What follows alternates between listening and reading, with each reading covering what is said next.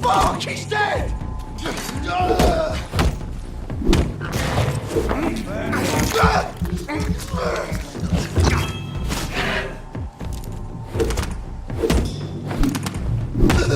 Filthy piece of shit!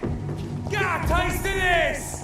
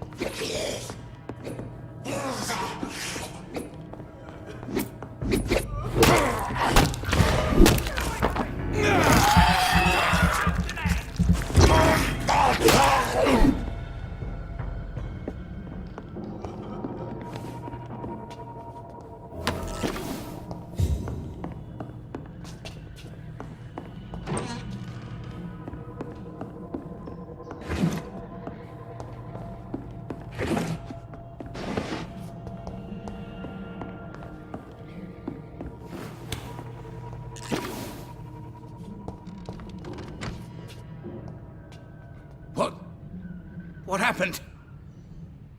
Who are you? It's all right, sir. You're safe now. Oh, a fellow Englishman. Thank you, sir. For a moment, I thought those bloody heathens had killed me. What are you doing here? This place is not safe. Yeah, it's a cesspool, but it's mine. I came to collect some overdue rent, but those who still live here have gone completely bonkers. You're very lucky to be alive. Yeah, filthy immigrants. Fucking savages, every one of them. And now with this bloody fever, they're just animals. You can find safety of sorts in Whitechapel. If you're quick and cautious, you'll be able to avoid the savages.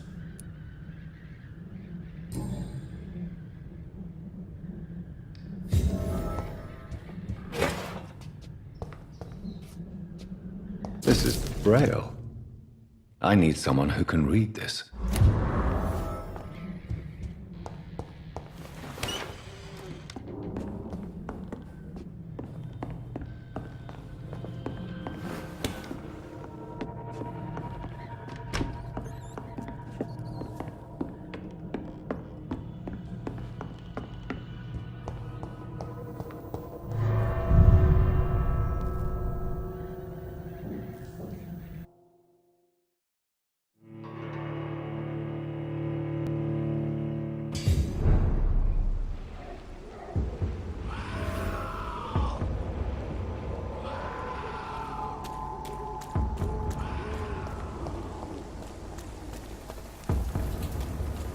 See them fancy clothes? Right! Kill it!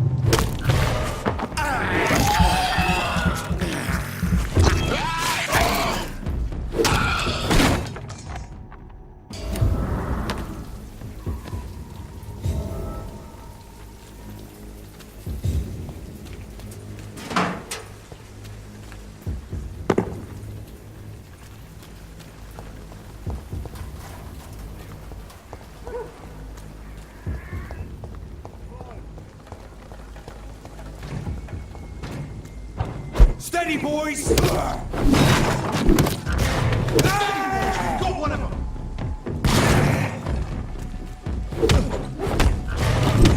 A leech! A leech!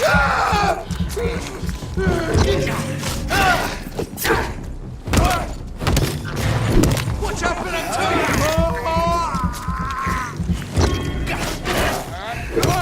I'll kill it!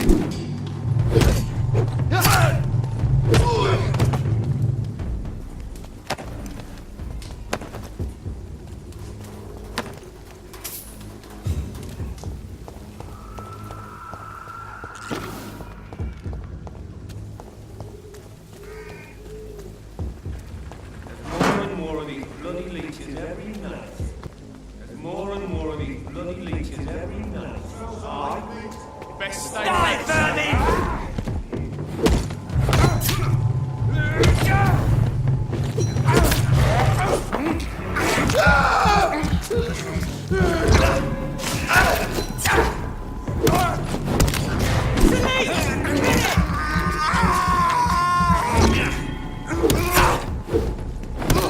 We have to stop it! Shit, that leak is far!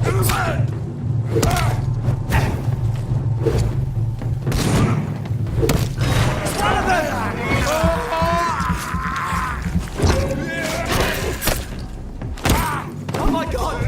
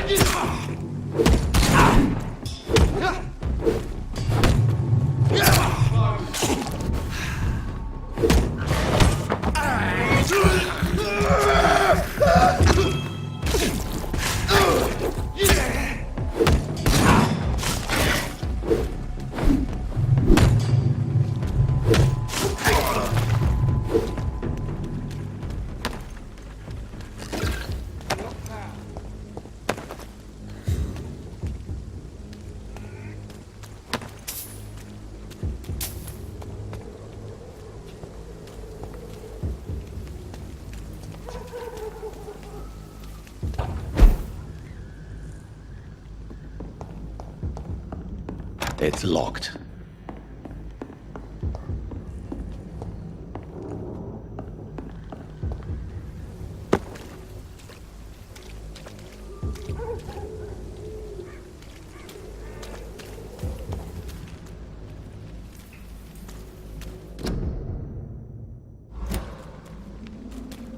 I cannot enter.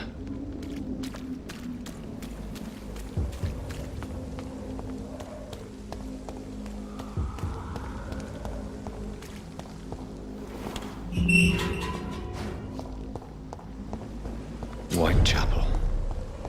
This neighborhood is linked somehow to the kind Lady Ashbury's blackmail. First, let's find this Petrescu fellow.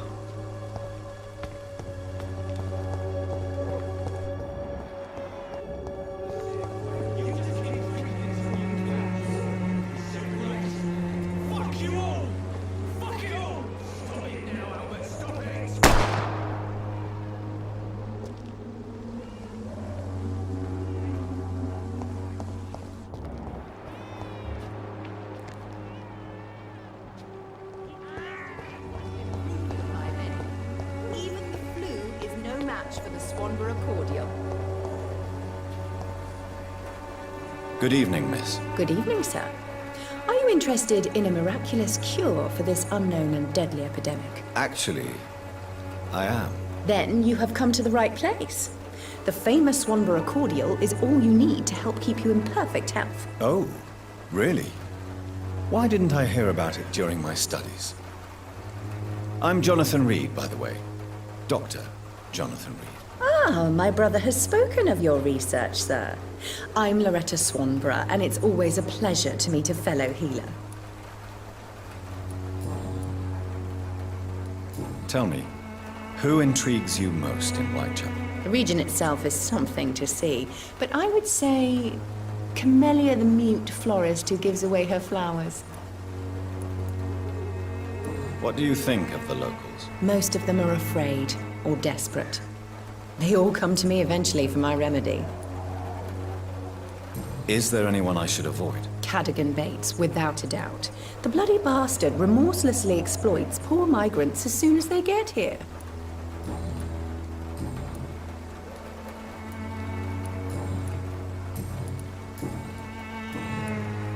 Do you know Nurse Dorothy Crane from the Pembroke Hospital? I'd like to know more about her. I don't like to talk about competition. Competition, you say? Never met her, but it seems she provides some sort of medical care to the poor. The whole thing has to be some sort of scam, if you ask me. Goodbye, Miss Swanborough. Perhaps we'll talk again.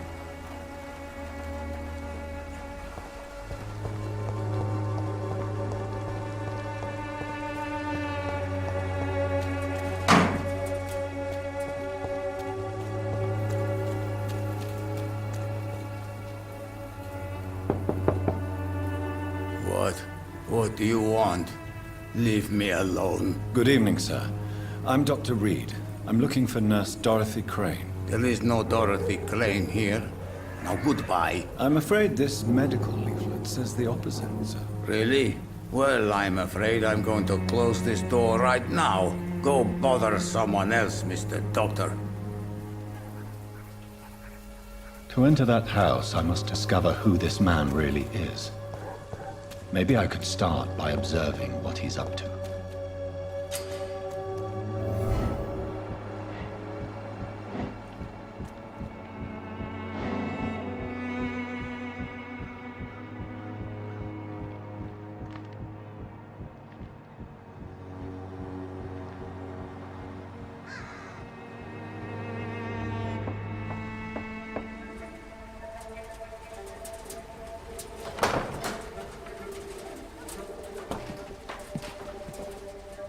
A strange man was at the door with a pass for our medical facility. I refused him entry. Darius, how could you know he didn't need our help? His clothes were too finely tailored to be for Whitechapel. Perhaps just a friend of that stray poet who is always about. Richard Nithercott? No, not of the same cloth, this man. I suspect some machination from that journalist. Clayton Darby. Is he still asking questions? Yes. I saw him drifting around St. Mary's Church. I swear he is tracking me just downwind.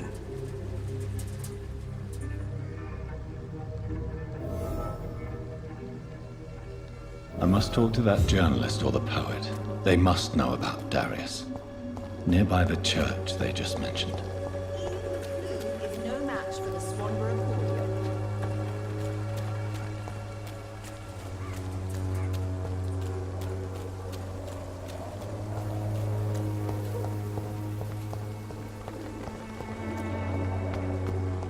Joe, please, I don't have your money. Come on, Barrett, you know the game. You pay for peace of mind. Can't you just look the other way this week, Joe? Come on, we can sort it out, right? You are blinded by your false faith, imprisoned by your How long have we known each other?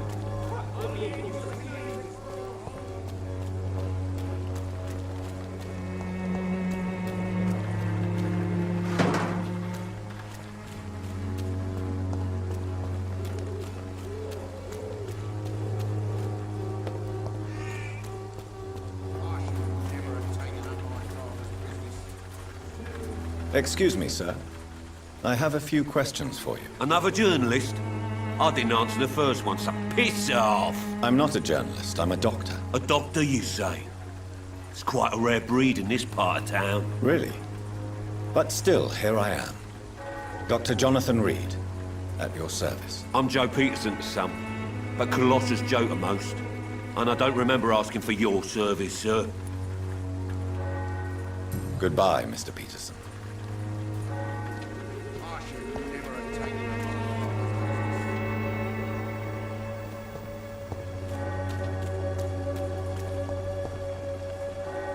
father's. Welcome, sir.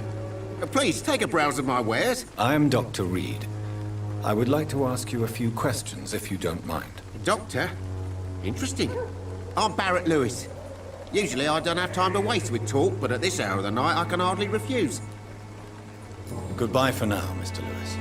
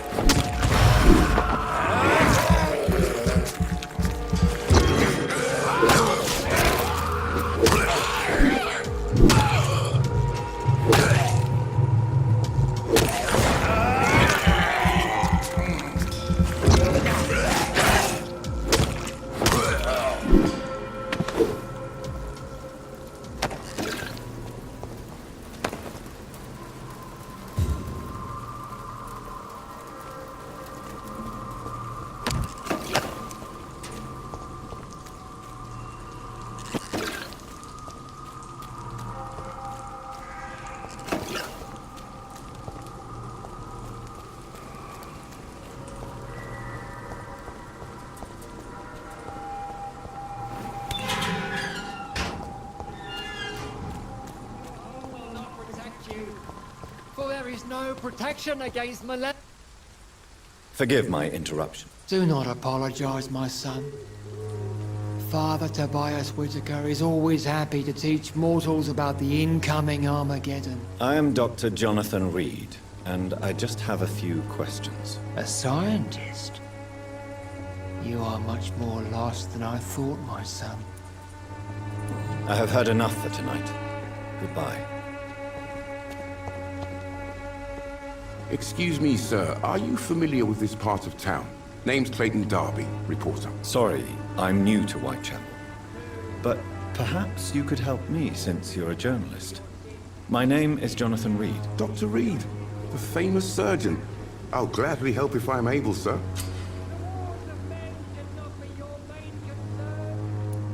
I heard you're investigating an underground medical dispensary in Whitechapel. What do you know about it? Not much, I'm afraid. They are wary of strangers, and I'm not really an acquaintance of theirs. Why do you care?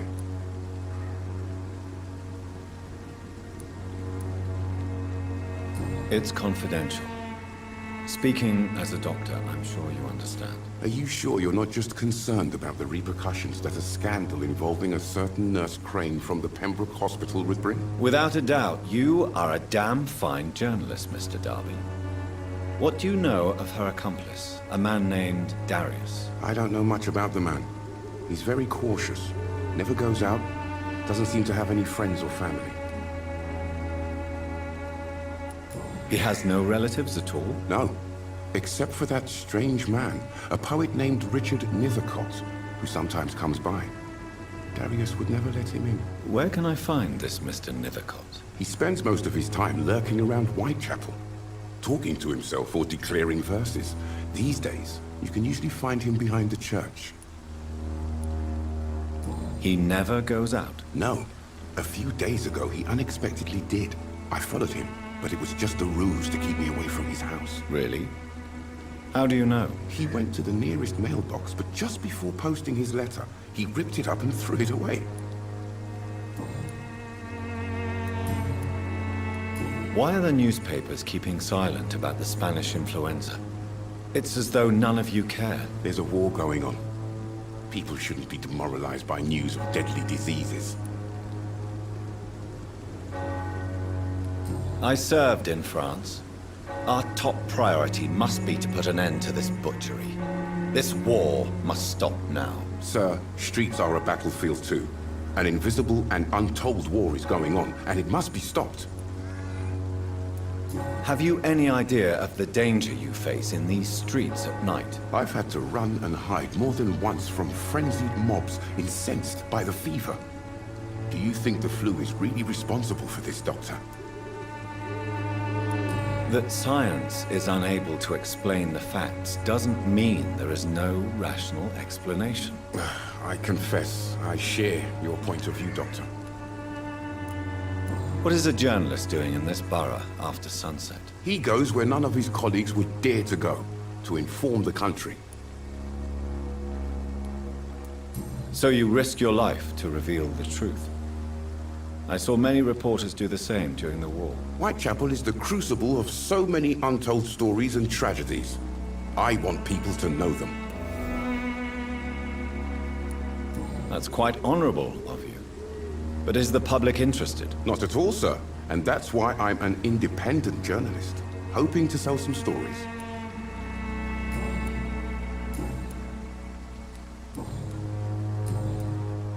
Goodbye, Mr. Darby.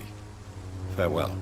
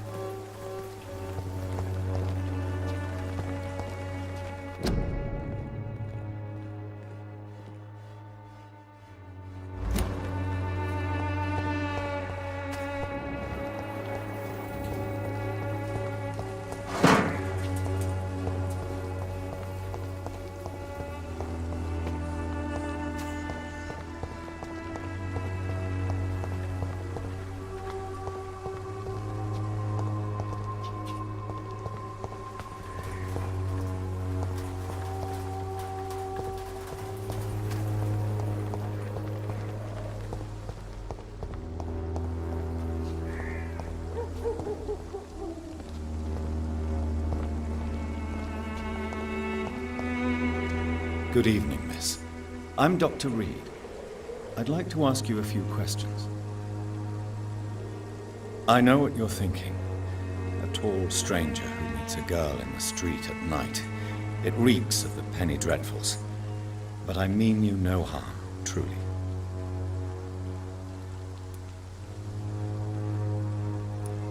Camellia, I know you work for Dorothy Crane. Please tell me about her secret dispensary.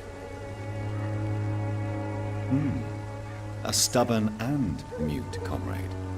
Nurse Crane and Darius Petrescu have been clever. I know you understand what I'm saying.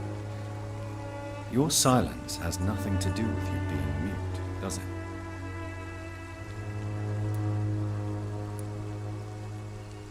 Very well. Goodbye then.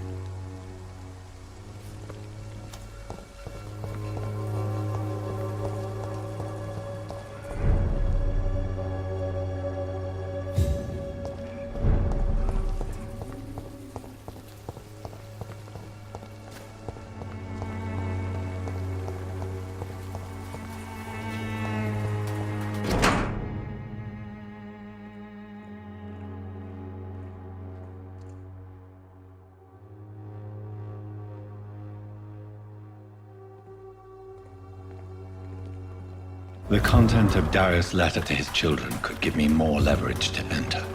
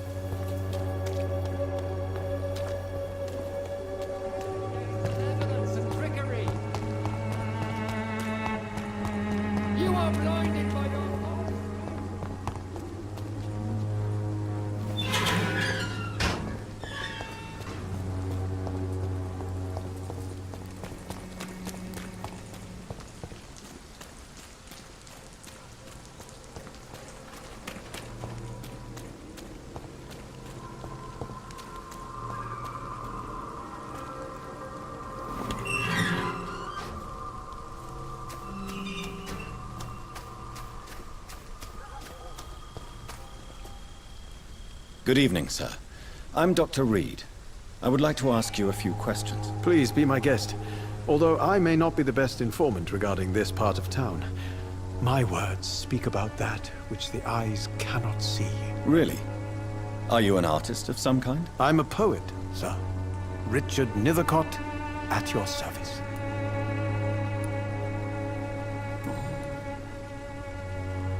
May I ask what you're doing at this hour of night, sir? Do you live here? Not at all. I'm just enjoying the pleasure of a quiet walk. Though night talks are always preferable, if you ask me. Especially with strangers. But are you not afraid of the epidemic? Oh, why should I? I see some equity in the Spanish flu. No flesh should be saved, say the scriptures. Good or evil, rich or poor, all are equal in the eyes of the flu. If you say so. But as a physician in a time of epidemic, I must caution you to avoid unnecessary exposure, sir. Thank you, Doctor. But we both know the seeker of truth has to go boldly where the weak dare not. What are your thoughts on the terrible situation in this city? Terrible, you say? No. Of course, the Death of so many innocents is a tragedy, but the scourge has not been all bad for the city. Oh no, sir. What are you talking about? Do you remember London before the flu? Noisy, cacophonic, quiet nowhere to be found. And now, listen to this oddly peaceful silence. Yes. The enjoyable silence of the grave. You have a unique perspective on the situation, I must admit. Most people fail to understand my perspective. I don't blame them. But how could I call myself a poet if I veiled my feelings? Are you aware that your life could be in danger in this part of town? But this is where I must be to feel the real beat of the city. I had to come, see it for myself, alone. I understand your need for solitude, but it's not safe around here. I don't care. I don't have many friends, Doctor, and my family despises me. If some misfortune came upon you, who would be here to help you? Well, you, for a start, my dear Doctor.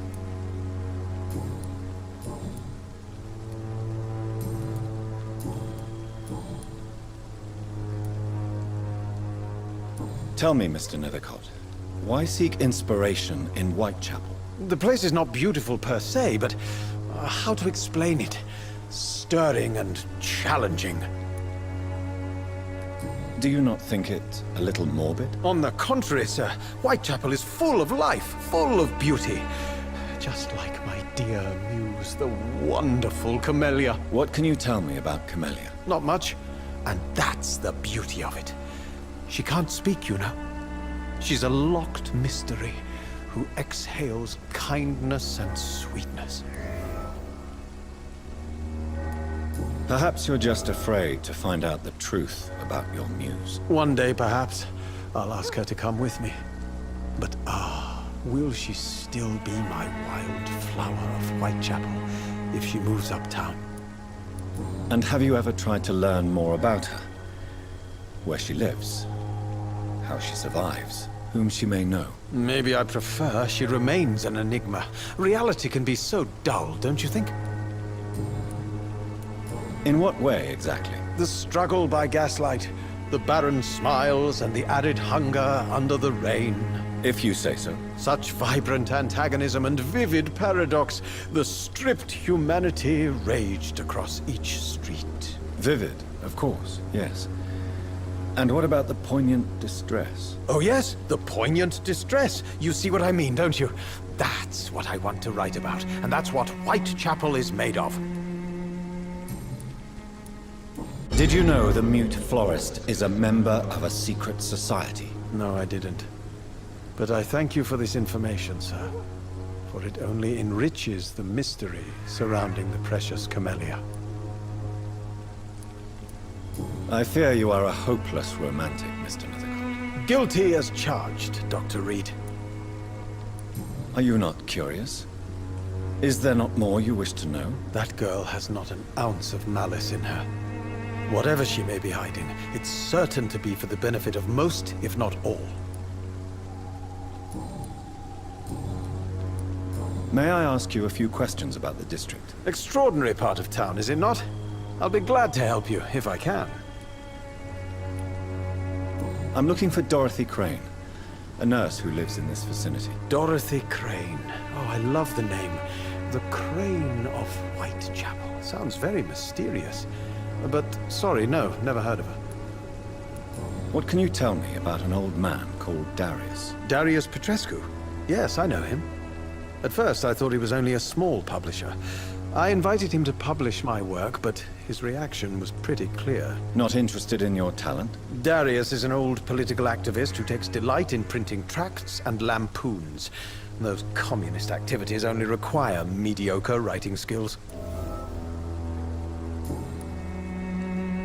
I'll leave you alone, sir. Darius is a bit less of a mystery now. It should not be that difficult to incite him to let me in. Oh, Camellia, the silent flower of Whitechapel, an angel made.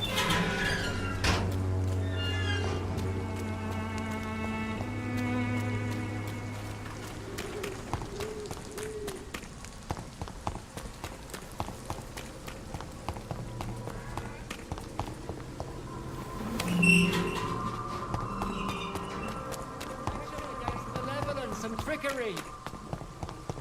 I don't have your money. Come on, Barrett, you know the game. You pay for peace of mind.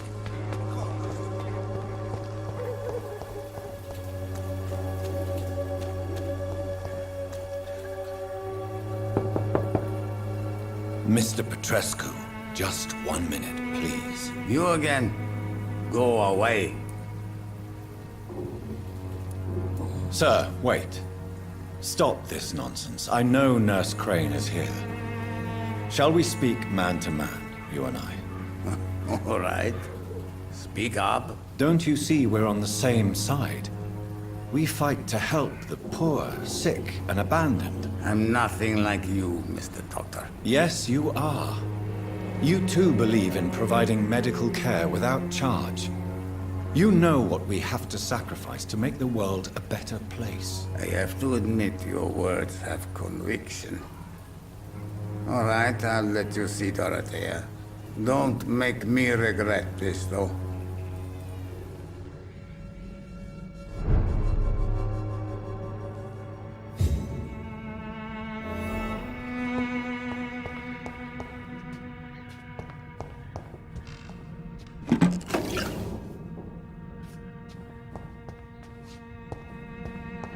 It's locked.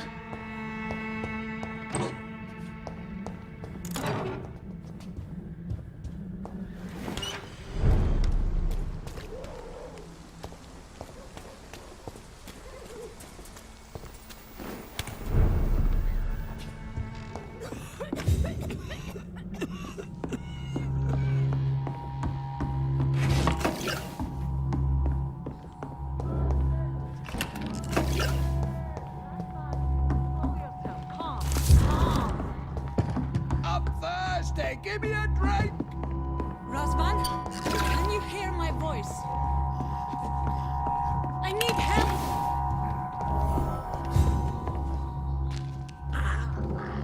Here, nurse. Patient Razvan Vasily, high fever running on 3 days. Complaints of dizziness, muscle aches, and head pain, diagnosed with influenza. Treatment? Aspirin and salicin for the fever and discomfort, liquids for dehydration, but he's having trouble keeping even water down. Thank you, nurse. Anything else I should know? He did lose consciousness this morning, but he's never had convulsions like these. He's not convulsing, he's choking. He's not getting any air. Scalpel! Hand me that scalpel! What can I do, Doctor?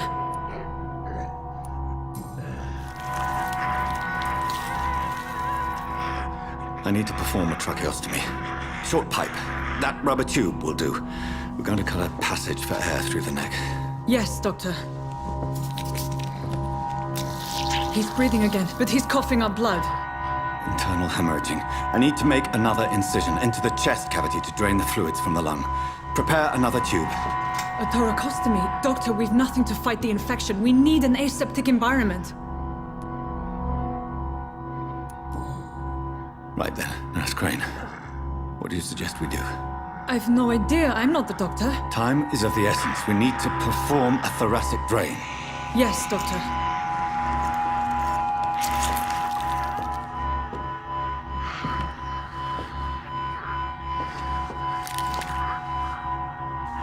He's still bleeding, Doctor.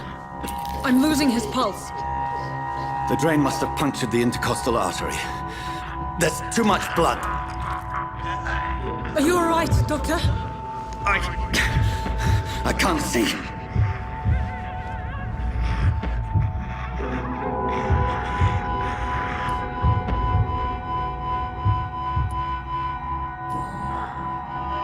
I must first suture the artery. Find the wound. The source of the blood. Needle and thread, Doctor.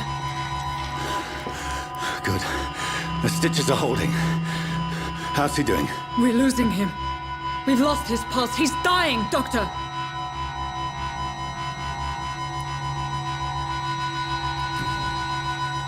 Cardiac massage, now. Cardiac... What? Are you making this up as you go along?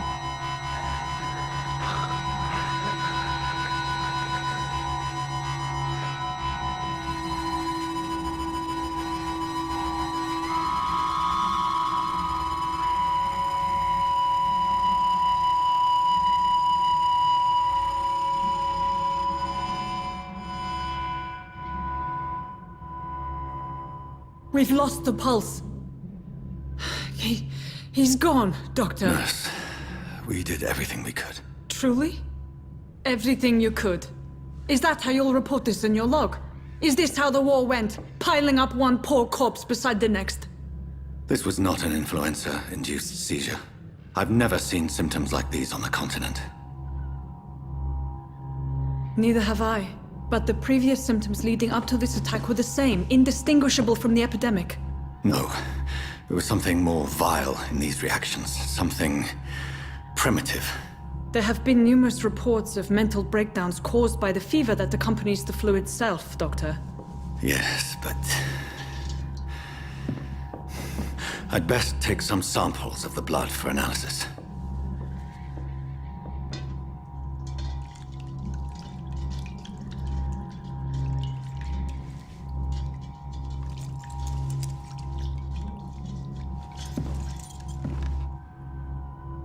I doubt you're here to test my bedside manners. I suspect it was more than intuition alone that led you to us. So, how might I be of service, Dr. Reid?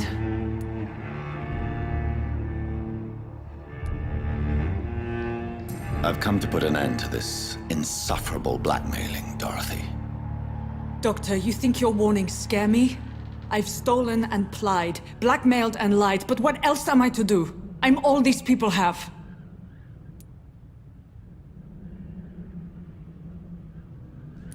But why Lady Ashbury? Why her, of all people? She's pristine and proper, all right. But that she-wolf in sheep's clothing murders the poor for sport. I have her where she belongs, and I'll milk her for all she's got. Dr. Swansea is a sensible and honest man. He wouldn't have refused your friend's care at Pembroke. It's easy for you to say, Doctor. These people cannot go to the police, nor to the hospital. They don't even speak English. They depend on me for everything. So, the end justifies the means. Is that your defense? I know you're kind, Doctor. Just another fine-heeled, silver-spooned gentleman who was given the world on a platter. You know nothing of poverty. Nothing of the shame, the hunger, the loneliness. You've convinced me of the sincerity of your actions and their noble justifications.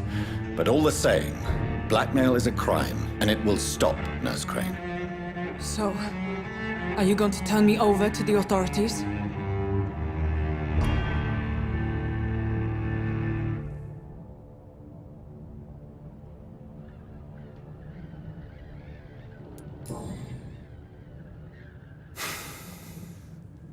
No. Your place is here. Jailing you would be an even greater crime. So, here is my proposition. I'll look the other way on your little enterprise. In exchange, you will resign from the Pembroke Hospital and provide me with medical supplies when the need arises. Dr. Reid! That sounds like a business proposition. My accomplice, then? No, just a privileged client. My research may require the occasional rare piece of equipment or ingredient. I'll pay good coin in exchange, fair and honest, to help finance your noble endeavors.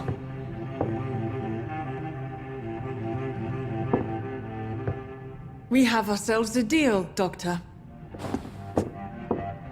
Good customers are always welcome. Yes, Nurse Crane. We have a deal.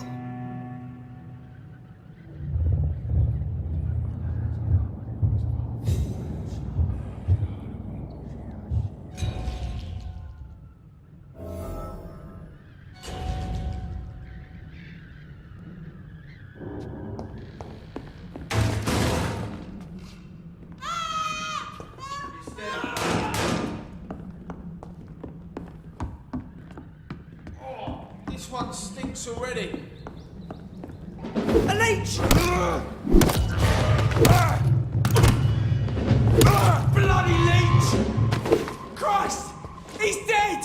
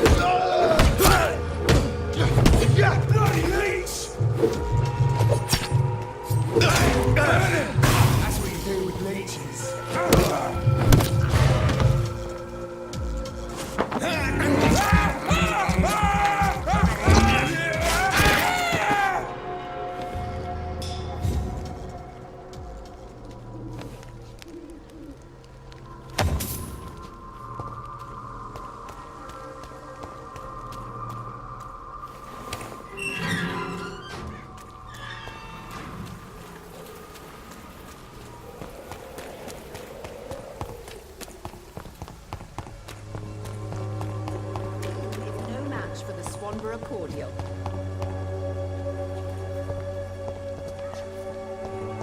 When science fails you, this elixir will give you faith again.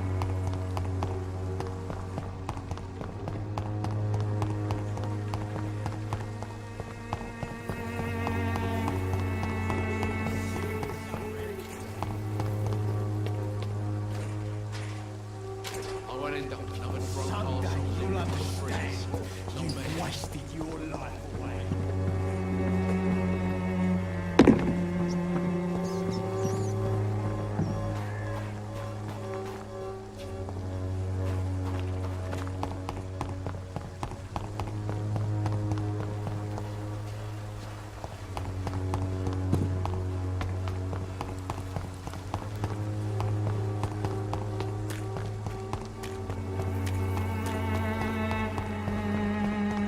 Please, I don't have your money. Come on, Barrett, you know the game. You pay for peace of mind.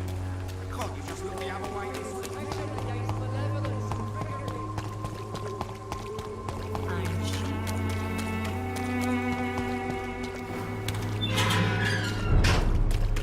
Human blood. Whoever left these marks did so deliberately.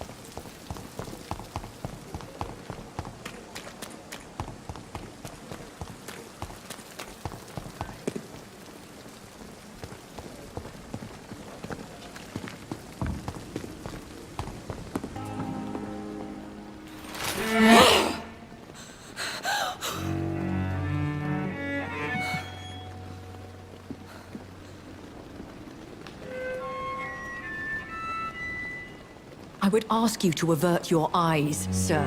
Or did you not know it was rude to stare? I knew it. Speak up, Dr. Reid. I like a man who speaks his mind. You killed him. He trusted you. And you killed him. Spare me your sarcasm, Jonathan. You are but newly born in this world. We are vampires. We live by leeching the blood from weaker prey. We are Darwin's next chapter. His cynical and perhaps ultimate expression.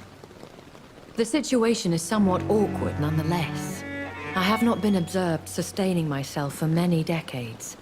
I have to say I'm a trifle embarrassed. Anyway, I have concluded my inquiries concerning your blackmailer. I see.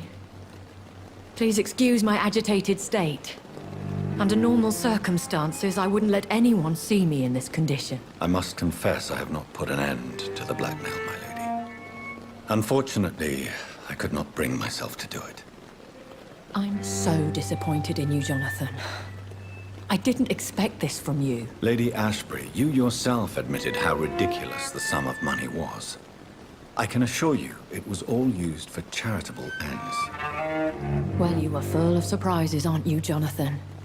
All right, say I trust you, but you will still pay the ransom. That is only fair. After all, it was you who failed to bring this problem to a satisfactory conclusion. I believe I could agree to that. And since a lady always keeps her promises, I will now answer any questions you may have.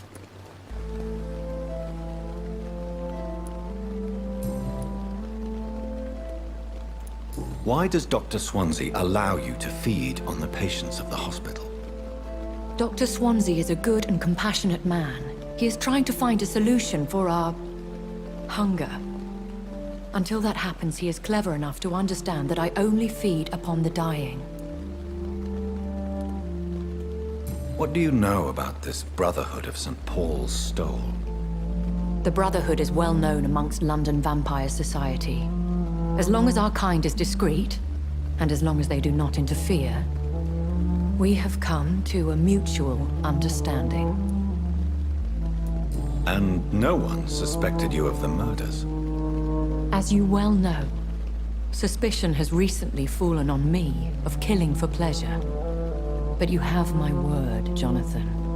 I take no pleasure in taking a life. I know this is beyond the pale, but may I inquire your age? Really? And I thought you were gentlemen. If you must know, I'm 27. I've been 27 for a long time now, and 27 I shall remain. Very well. But I believe there is more to this than you are saying. A lady has to have some secrets. And who bestowed upon you this eternal youth? My maker. He left this isle a long time ago. Why did you save me in the canning factory? I could hardly stand by and watch such a promising young blood as yourself be torn to shreds by some gutter scowl. William Bishop wasn't the vampire that created me then? No, Jonathan. Whatever their strength and demeanor, scowls are the progeny of careless vampires. It cannot be the other way round. What type of vampire is a skull? Not a true vampire. The deformed offspring of lesser vampires. It is a shame these creatures run wild, slaves to their baser instincts.